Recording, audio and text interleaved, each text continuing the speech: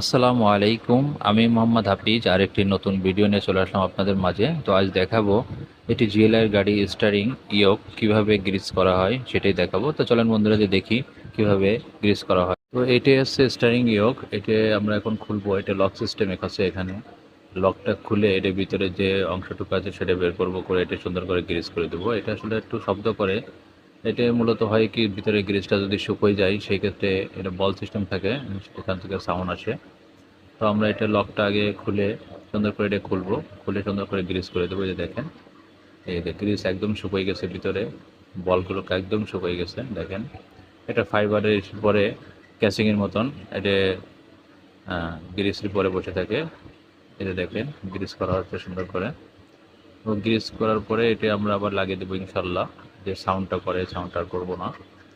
তো দেখেন সুন্দর করে গ্রিস করা হচ্ছে।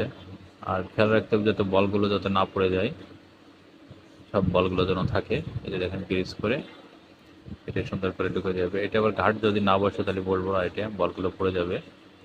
এই দেখেন সমস্যা হচ্ছে। তো আমরা আবারই পুনরায় এটা আবার খুলে যে ঘাট ছিল সেই ঘাটে ঘাটে বসাবো আমরা। এই যে দেখেন এই সুন্দর করে বসে গেল গা।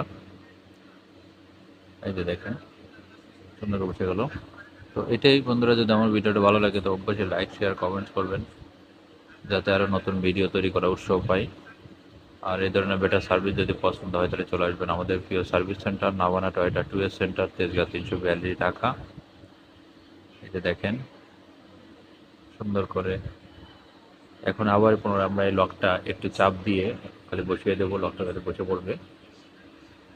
এই দেখেন। তো যারা গাড়ির ওনার আছেন তাদের উদ্দেশ্যে বলবো যে আপনারা গাড়ি নিয়ে আমাদের সার্ভিস সেন্টার আসবেন আর বেটার সার্ভিস নেবেন।